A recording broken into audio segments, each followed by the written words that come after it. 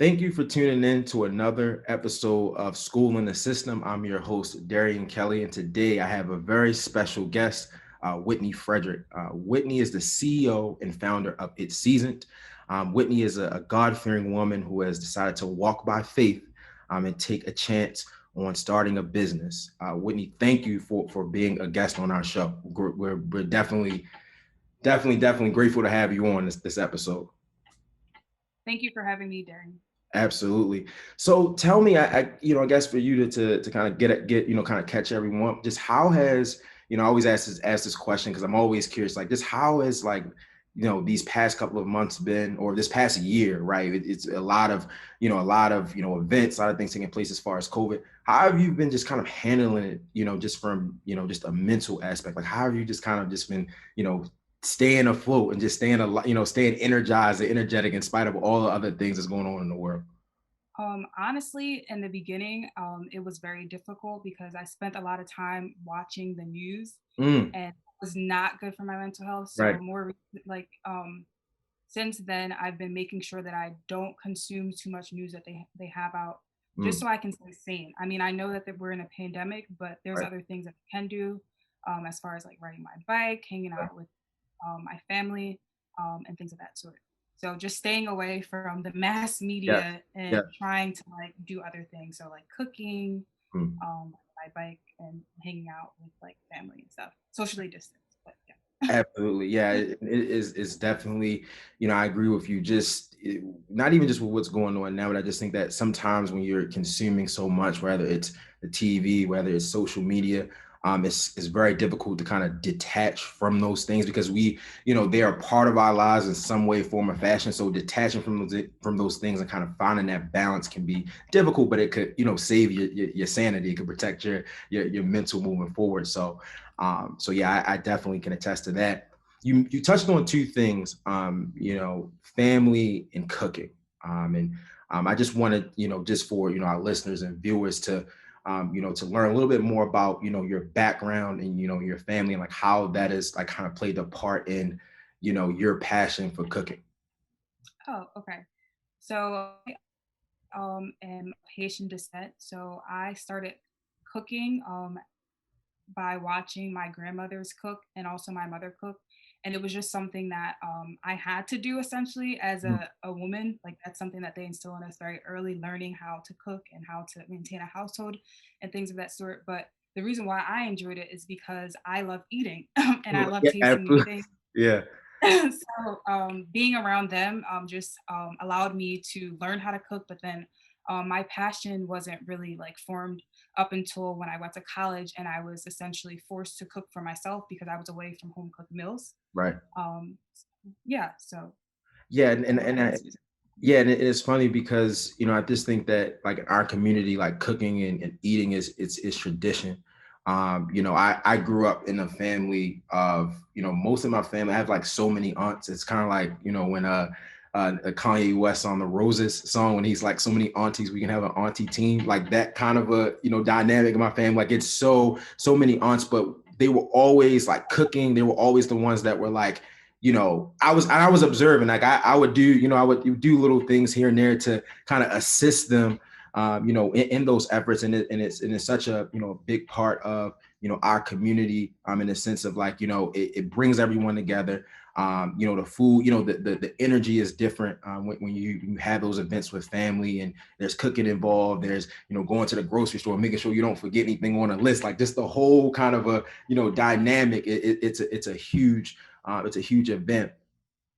Also, too, I know that it's not for you. It's not just about cooking entrepreneurship. It also started more so with your love for the sciences. Tell me a little bit about that specific lane. I know that your expertise on within biology. Talk to me a little bit about like where did that curiosity or interest start for you? Okay, so initially, I aspired to become a doctor. Okay. So when I graduated from high school, I went on to Susquehanna University and I pursued a degree in biology. Mhm. But I wasn't really sure if that's the route that I wanted to take when it came time to graduation because I hadn't had enough time to like shadow doctors and really understand all that entails in being a doctor. So what I decided to do instead was to get a job doing research, and that was because at Susquehanna, I worked in the research lab, and I found like a sense of peace, like doing experiments and things of that sort, and basically answering questions and like seeing the questions that I'm answering by doing the research, if that makes sense. So I was like, I want to go into research, and then I'll take 2 years. I'll take a gap year, and then I'll figure out if medical school is what I want to do. Um, Luckily enough, I ended up in a lab where my principal investigator has her MD and her PhD, which is like the best of both worlds. She does like the research and she also interacts with patients. So this was my opportunity to work in her lab and then also try to figure out, do I like the clinical side? And during that time, I was able to shadow doctors, and I realized that's not really where I'm so excited. Mm, Like it was just more so going in, seeing patients, what's the issue? Okay, we're gonna prescribe you this, and then we're gonna see how you do. For me, that didn't cut it. Like I enjoy more so being in the laboratory space, us trying to tackle challenging questions, and then the information that we find can be given to a physician and it can be implemented in like patient care. Like that to me, like I like being behind the scenes. mm, Um, so in terms of that aspect, like I enjoy experimenting in the same way. In my business, it's season, and I create healthy seasoning blends. And I'm also able to research. So I'm also able to research a plethora of different herbs and spices. A lot of herbs and spices have medicinal uses, but they're also very flavorful. But I always like to say I have my lab at work, and then I also have another lab where I generate my seasoning blends, right. and then I get to implement that in the kitchen. So yeah. Yeah, and you mentioned the business it's season. What I understand that from the research side. I mean the research side of things. You always had a passion for research and work in the lab and it seems like you have like a very experimental type of mindset. But for you, what pushed you to actually step out on faith and say, hey, I really want to start this business. So when I was in college, I studied abroad at Cyprus, and I did not have a meal plan, so I had to make my own food. But at the time, I was just using like the spices and the seasonings that they had in Cyprus. But then when I came back on campus in America or in the States, I didn't have a meal plan because I wanted to save money. So I was already making my own seasoning blends, but the idea of a business didn't really come about up until 2018. So this is about 2 years after I graduated from college. Mm, And that was because the FDA recalled a drug known as Valdastrin mm, because it had traces of a carcinogen in it known as NAMDO. And essentially, this drug, Valdastrin, is used or was used to help treat individuals with hypertension. And to me, it doesn't make any sense. It's like mind boggling. Like, so you're telling these individuals who are trying to treat one condition that, wait, we have to recall this medication because it can potentially cause cancer down the line. But then you're also telling them you can't stop taking it immediately cold turkey because then that can also have detrimental effects. mm, So I'm like, so it basically like made me want to do research into understanding what hypertension was mm, and like what are some of the risk factors associated with it. And what I found was that there are many risk factors associated with some what one that people don't really like to talk about is our dietary choices. And I found that our dietary choices can have an impact on our chances of getting hypertension, in addition to other things. right. But in terms of dietary choices, I was like, well, what if people were able to cook their foods in a healthier way and not necessarily compromise their health? So then that's where its season essentially was born. Yeah, and I think that you touched on something there as far as hypertension and just in the African American community as a whole, like I've mentioned, or one of the things that I kind of when you mentioned the medications and the things that like I said, going back to the whole my aunts, I had an aunt that would take a lot of medication and have like these different pills, and as a child I never knew like the reasons why. But at the same time, like I just, I knew that there was something, underlying behind that, because as soon as I would see her do that, I would turn on the TV, I would see a commercial talking about, X, whatever, I couldn't even pronounce the name of the drug, right? But I would see it, like, okay, this drug will, it has these effects. And, for people who are suffering from, ideally to be diabetes or hypertension, or basically things that are relevant to, people that look like me or within my family from a health perspective. So I can definitely relate to that. But just kind of like taking it, kind of taking a step back, you know, I guess you said that there are certain dietary decisions that we make. I guess, I guess moving forward, I know that, you have it seasoned and it's a healthier way for us to, cook our food, but why is that important? I mean, I know that, you just saying it, it's like, okay, like hypertension, like we know that that's something that's common, but like, why is it, in your opinion, so important for us to be more conscious of our health and of our dietary choices? I mean, in order for us to be the best individual that we can be, we need to make sure that not only our minds are healthy, but also our bodies are healthy. And Mm, in order for our body to be healthy, we have to make sure that we're putting in the right things into our body. And that's not only in the form of food, that's also in the form of like spiritual food. mm, So it is very important. Like in order for someone to function as their best self, they need to know what's going into their body, who's around them, what type of information is being fed. And yeah, so like your body is very important. Like right. they say health is wealth, and I believe that. Absolutely. But the thing is that, we don't, I just know for me, I can't, and I have to be careful when I record and I say, like, I always say we, but I'm really talking about myself. And I gotta, like, every time I do it, I check myself. I say, no, you, like, make sure you speak for yourself. Because me Oh, personally, I think about, I grew up in Baltimore City. And as far as, food deserts and not having access to quality food, I remember as a child, like when my parents would go and do grocery shopping, they would have to go, um, you know, to another county. You had to drive 10, 15 minutes outside of the neighborhood just to go to a quality grocery store. We kind of grew up or I grew up kind of in the sense of, with the corner stores and, and bad foods. And, you consume that, as a child, and even in my adolescence period, kind of having that same, those same habits of consuming that food. And as I got older, I became more conscious. And I think that that's the biggest thing. I think we just don't know. We don't know those lasting effects. And then, not to mention, my mom has, type 1 diabetes as well.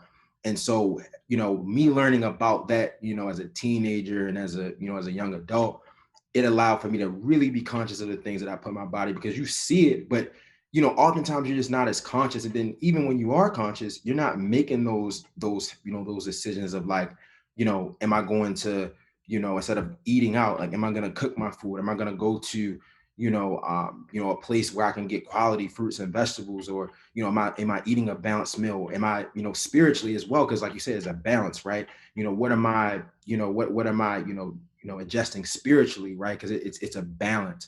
So I think that, those, just from, the start of it to now, you learn, you become conscious, but sometimes it's really hard to implement, those decisions. I think that's the most difficult thing.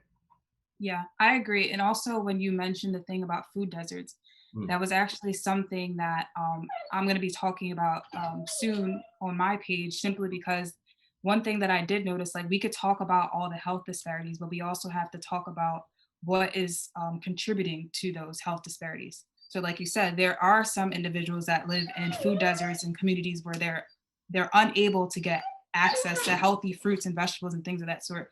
So they resort to what's in their area and what's cheaper. right. So like that can also have an effect on why there's health disparities. So Absolutely. yeah. And you mentioned, just to one of the things I wanted to touch on is, you said that, when you were, before going into college, you wanted to go to medical school, you wanted to become a doctor, right?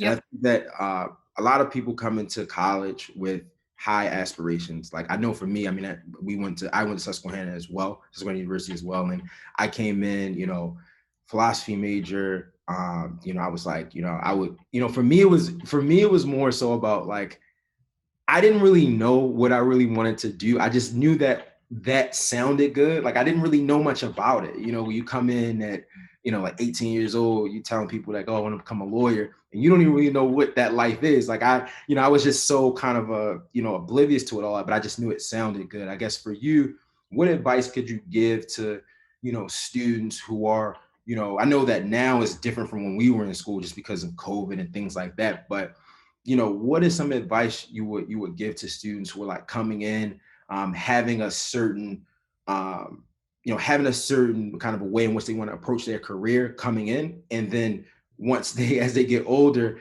their mind starts to change. Like, what kind of advice you can like tell, you know, I guess young students kind of navigating that process and how they can kind of have an open mind. Like, what are some of the things that you would tell them? I would tell them to, it's okay to explore and to be open to learning about new things. Like, don't, like, if you say that you want to be a doctor and you get the opportunity in college to take electives and you can take a philosophy class or you can take like a musical class or something artistic, I would encourage them to, like, in their electives, not to just focus on their major but to take things outside of what they would normally do, because you'd be surprised of what you would be interested in. Yeah. And I think also too, you know, pay attention. I think that's the thing. Like, pay attention to what you're interested in as well. Like, I would add that because I think oftentimes it's, you know, in college, I think that you're often consumed by so many different things. You're meeting new people, you know, you're a part of different things. And oftentimes you don't really have time to really sit with yourself and say, or you don't really have time to really sit and digest what's going on from like a passion standpoint, like what your interests are, because you just kind of like, you know, it's changing all the time. But at the same time, you gotta like, I guess, pay attention and be open minded. Because I think that my biggest downfall was that I was very closed minded, and it kind of backfired on me, you know, post college, because like even you had to take a gap year and kind of figure, you know, like really figure out, you know, which direction you wanted to go in. And I think oftentimes, you know, like even like I felt for me, I felt like I couldn't, you know, slow down. I had to like really figure it out. I had to, you know what I, you know, because I felt like I was the only one to kind of get that far. Not the only one in my family to get that far, because my mom had, you know, graduated from college and, you know, went on to earn her PhD. But I felt for me as an individual, like I felt like I had a sense of responsibility. I felt like I had so much to give to, you know, my family and just my peers and just, you know, people that looked up to me, that I was always in a rush. How are you able to kind of like, for you though, how are you able to kind of acknowledge and just know yourself to say, okay, I need to take a step back and really figure out what I need to do, versus just you kind of just making a decision and you know what I mean? Like, it's so easy to do that. Like, how did you get that sense of like, okay, I'm gonna take a step back? Like, how did you develop that mentality? So I can honestly say when I decided that I wasn't going to apply right away, I actually had to pray on it to figure out, like, what is it that I really want to do. And I think sometimes what happens is, like, people mix passion with pressure. Like, Mm, sometimes mhm, it's like something that you wanna do, but then there's also voices in your head because this person says you would be good at that, and it's like you have to learn how to separate the 2, and for me, I was able to separate that by, praying, stepping back, and then exploring something else that I really found peace at, which was research. mm, So I think it is very, very, very important to, like, listen to the voice inside of your head, um, pray to God or whomever, the universe, and like silent all the people around you and in terms of their opinions of what they think you should do, and really try to figure out what you want to do. And the only way you can do that is by exploring different things. mm. Like, you don't become something by just watching it on TV. Like, you have, like, can you see yourself doing that? And that was a question that I constantly had to ask myself when I was going in and I was shadowing and I was interning at the hospital. Like, can you see yourself doing this? Mm. I don't like bodily fluids. I don't like this. I don't like that. Yeah. I don't like needles. I'm terrified. There's Right, a whole, but this is the life. Is this what you want, right, or is this what you want? right. You got to Yeah. be honest with yourself. Yeah, and it kind of, as you were answering that question, it kind of reminded me of there was this quote that I came across by Nipsey Hussle, RP to Nipsey Hussle, but he said I think it's something along the lines of like, would you rather be um at war with yourself and at peace with the world? Or would you rather be like at peace with yourself and at war with the world? Like I might be butchering it, and I know I might have kind of gotten that wrong, but it's more so like kind of having being at peace. You mentioned peace with yourself. Like what Right. brings you peace? You said doing research, brought you a tremendous amount of peace, as well as your faith, and that's something that I wanted to kind of to dig into as well, because I think oftentimes we think that um, we just we just have these things, or we just accomplish these things, and it's um all by our own doing, right? And I'm a believer, and it's not the case, but I think that for the most part sometimes it's so easy to forget that. And me recently, I think that I've had to acknowledge that it hasn't been all by my own hand. And I think that a lot of the pitfalls that I've had, as far as things that how, like, when you don't know yourself truly and know what your calling is, it's so the little roadblocks can become, and I always say this, the little roadblocks can become the end of the world, right? But if you know God and you know who you are, those speed bumps are just there to point you in a different direction. How important has your faith been, not just in your entrepreneurial ventures and things like that, but more in your profession? But how important has it been to have that foundation of faith to support all these things that you're doing? Like, how important is that to you? Oh, it's very, very, very important. And I think mainly because like I've dealt through, I mean, I'm sure everyone has dealt through so many different issues, but Absolutely. one of the major one thing that I struggled with prior to even going to college Mm. was me transferring high schools in the middle of my senior year. Mm. And that was a time where it was just kind of like it was very challenging because I'm not a social butterfly, and also I'm a new girl in a new school, and everyone is kind of ready to graduate. Right. But that was one time where I noticed that I had to really just like give everything to God and just leave it in His hands. And it turned out that I was able to not only graduate from the school, but also flourish. Mm. And that mentality of like leaning on to God and just praying, like being in constant prayer Right. and reading my word and things like that. I just think it's very, very important Yeah. because there's so many things going on in the world around us, and if you kind of focus on those things you can literally drive yourself crazy. Mm. um so you have to know how to like dial that back and like go to what centers you. So Yeah, and for I think me, that, yeah, and I think that's important because any when you're I think that when you're trying to figure out not just what your passion is, but more so your calling, I think that it's not a matter of it's about living a purpose driven life, and not living just for yourself. You know what I mean? And I think as you're trying to figure that out, God has to be at the center of that, because if not, then everything else will come undone, or you'll forget what has gotten you to this point. You'll forget that relationship and strengthening that relationship. I mean, that's something that like, even my girlfriend Pearl is very adamant about, just with both of us, is just you know being in a relationship, making sure that God's at the center of the relationship, and not making another person your God, or making making social media, or how you want to be portrayed to people as like the thing that drives you, but more so living a purpose driven life, and living living your purpose, living the purpose that God has put you on this planet to essentially build out. And I think that's something that just we kind of not just me, but I just feel like other people that maybe listen to this might kind of fall short of, and having that at the center can many miracles can happen.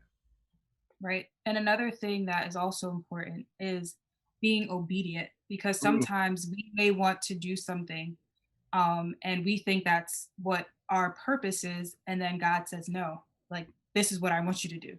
Right.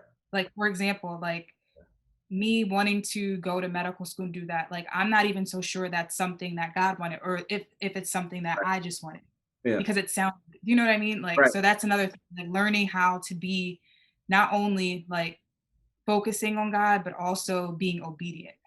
That's Absolutely. Yeah. important. Yeah, because that is, because I had the similar, for you it was medical school, for me it was law school. And I remember like I could not, for some reason, it just didn't, I had to like really acknowledge the fact that like this is something that I'm just not interested in. But for so long, I kept trying to like, because it sounded good, I kept trying to like really, try to muster up some type of energy behind it, or just try to pretend, or try to go to the sessions, and I'm not like, and I can honestly say that I didn't, I wouldn't say I didn't put my best foot forward. I would just say that it was something that I wasn't truly passionate about, but it takes a lot for me to acknowledge that, because for so long I was like, no, this is what I'm going to do. But like you said, you have to be obedient. But I also wanted to talk about, entrepreneurship, and Mhm. for you, or for, I think most people think that entrepreneurship is easy, or there isn't, it's like, they or for some people they just want to have that title as an entrepreneur, right? For you, in starting your business, like, what was that process like to start? And like, it's kind of, I'm kind of asking like a three-part question, so bear with me. But what was it like starting, that process of starting a business? What were some of the challenges, and how did you overcome those challenges, as they kind of, kind of presented themselves, in this journey? So I would say starting a business and even having a business is very, very difficult and Right. challenging. Yeah. One of the major roadblocks that I had was capital. Mm, So not having the money to do what I want to do. mm, So what I did to combat that was I started working at Instacart, and then the money that I made towards that was what allowed me to start like buying some of my ingredients to make my blends, also filing a whole bunch of different paperwork. mm. I could have used some of the money that I have from my 9 to 5, but I was like, well, what if my business doesn't do well? Like, I need to make sure that I have another source of income, which is Right. why I had like that part time job. Mm, In addition to that, it's like I'm I never had a business before. Like, I know who my target audience is. Why should they want to come buy with me? Like, what is my credibility? That was another thing. Like imposter syndrome, me not feeling like I'm good enough to do what I feel that will help individuals, because I'm like, nobody knows who I am. Like, why should they want to do business with me? right. Um, but in terms of getting over some of those challenges is just like surrounding yourself with people that truly believe in you. One thing that I remember was when I had said that I was going to start my business. I remember telling my boyfriend that I wanted to start my business, and I had like all my ideas, and I was just kind of like afraid. And Right. I'm like, I don't know if I should do this, but like Right. this is what I want to do. And I remember him just saying like, "You can do it." Like, what do you mean? Like, what's stopping you from doing it? So Right. like basically surrounding yourself around people that dare you dare you to do what you say you're gonna do, essentially, and Right. not be afraid. Like, and if you are afraid, do it afraid. Like, it's okay. Like, who cares what people think? Like, this is what you want to do it, and be consistent with it. Um, so yeah. Yeah, and I think it's also about belief, like believing in your investment, because I think that a lot of people in the beginning, when things don't really go as planned, right? There, I'm pretty sure there's some stories you can tell of some things that kind of not gone as expected. But it's also a belief that this is like I'm supposed to be doing this, or like the feeling of like I know I'm not wasting my time with this. You know what I mean? Like I know that this is something that I'm passionate about. This is something that I want to essentially pursue, and I want this to be a passion that I want to share with the world. Right. You mentioned imposter syndrome. How were you able to kind of get over that, just for people who may be listening or watching that you know may have ideas, right? Like similar to you, like you were telling your boyfriend all these different ideas, right? Some people might they might be telling their the people in their friend groups, or significant others, or whomever, mentors, all these different ideas. But like, how did you get over the phase of, okay, these are my ideas, I'm a little like, I don't know if I want to do it, or I don't, what's like, how do you get over that imposter syndrome just mentally? I'm still getting over it. Mm. Let's be clear, I'm still getting over it. Yeah. But one thing that I can say that I honestly did was I put myself in certain situations where I knew I would be forced to get out of my comfort zone. Mm. And that means going on Instagram Live and doing certain things. That means going, like, prior to COVID, there were lots of opportunities for me to do pop-up shops. And I would go to those pop-up shops Mm. scared as heck. And I would go out there and I would talk Right. about my product. Right. And it forced me to get out of my shell. And then slowly but surely, I became more comfortable with doing it. And then miraculously, I think it's just like a divine connection that I was able to meet so many different people that are in similar fields with me, like that do entrepreneurship and that are passionate about whether it be mental health, spiritual health, physical health, and things of that sort. So that's how I knew that what I was supposed to that what I'm doing is a part of my purpose. Because even though it was difficult, Mm. Layla, even though it was difficult, I was able to find, let's say, like my tribe, Mm. and things of that sort by like forcing myself to go in those situations. And with practice, things got like better. And I think also too, finding your tribe. I've heard that. I heard that before. I think that was that's a to me. I heard that from Dr. Lisa Scott. She was the one who dropped that gem on me way back. And again, shout out to her. Um, but uh, you mentioned, your tribe, and finding people that that can give you sound advice.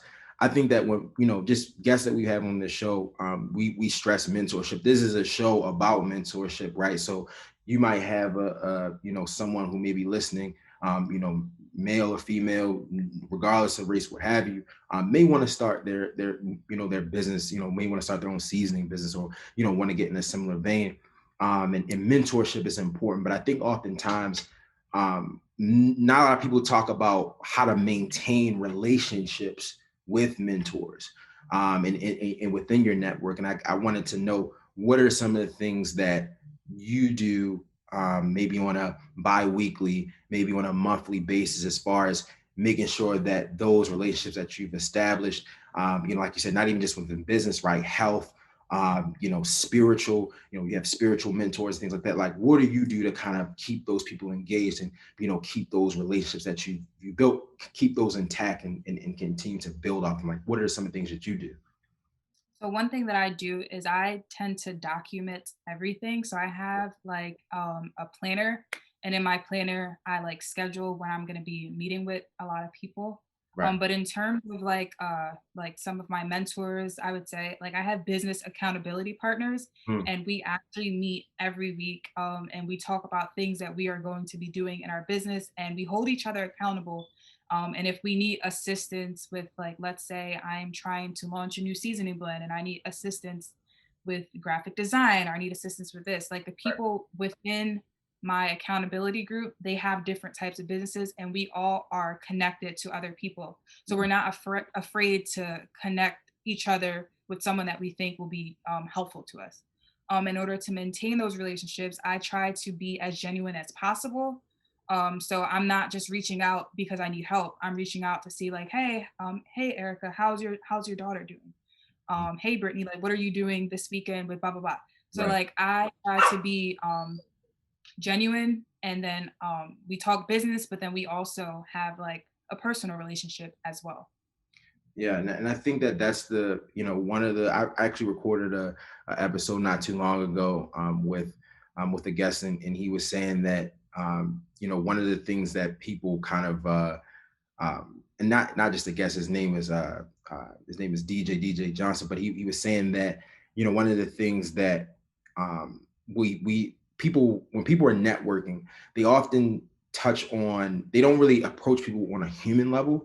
It's more so like, okay, this is what I'm doing. I'm doing this. I'm in school. I got this thing. Like, it's not on a person. It's like not on a humanistic level. You're not meeting that person where they are. You're often just trying to like push whatever it is you got going on, and then on the back end, are, asking for some type of a help or anything like that. And I think that that's something that a lot of, young people, young professionals often overlook or don't really take into account. It's just, with those accountability partners and people in your network, just approaching them on a human level, asking them, how they're, like you said, what are you doing this weekend? Where are you taking Right. your kids? Or, just approaching them on a human level and being genuine and authentic about it could, Right. it could definitely, pay off dividends. Yep. So this part of the show, as you're very mostly familiar, because I know that you listen to the show. It's called Taking Them to School. These are just questions that we ask just to get a better sense of who our guests are beyond just what we may see on social media, etc. When you're not focused on the business side of things, what are you doing to kind of decompress or kind of get away, like in the meantime, like what are you doing outside of like what we may see from the business side of things when you have that downtime? So that's very difficult to answer because honestly, when I am not doing anything that has to do with my business, I would probably be in the kitchen like cooking something because I enjoy cooking Right, and my business is tied in with cooking. right. But I would probably be cooking something, going out for like a hike or Mm, something, riding my bike. I love riding my bike. mm, Going out to play with my dog. Like, so yeah. yeah.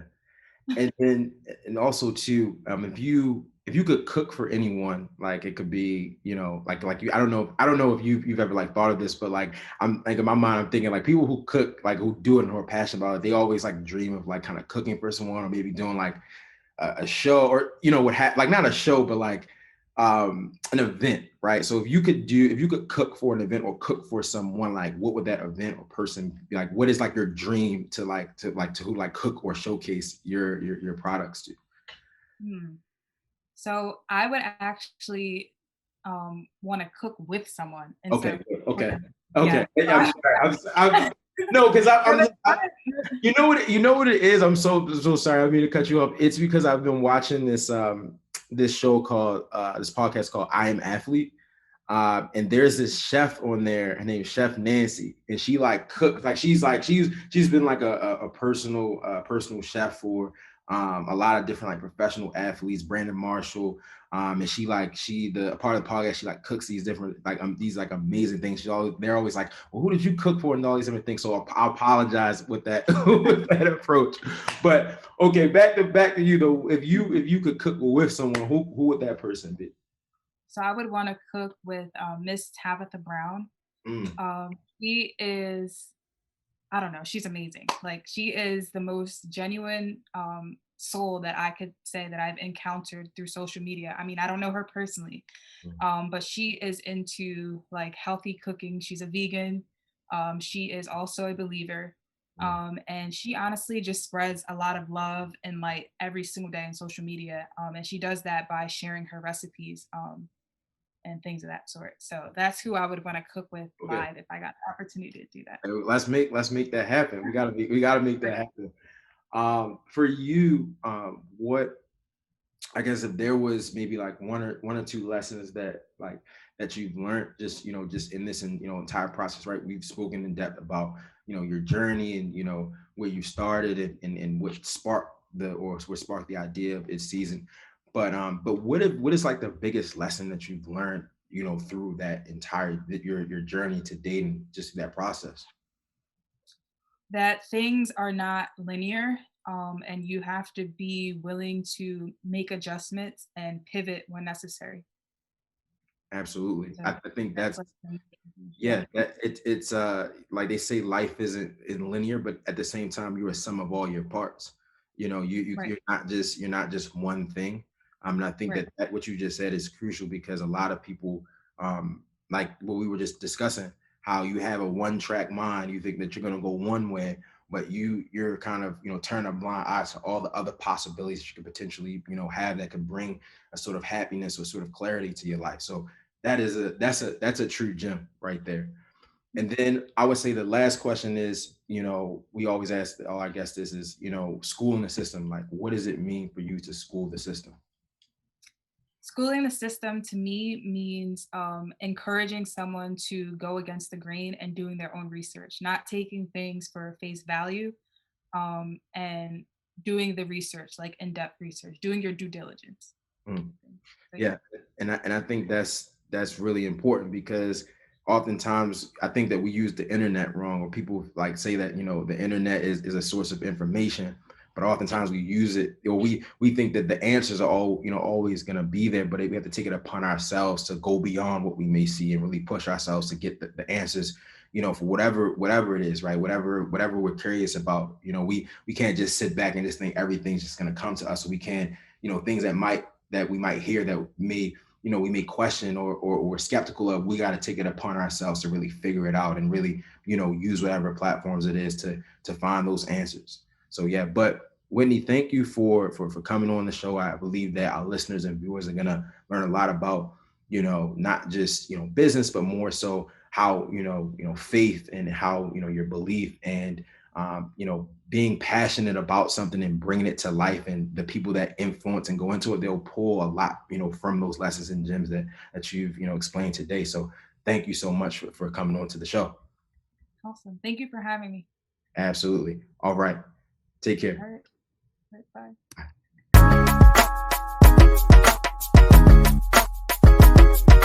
Bye.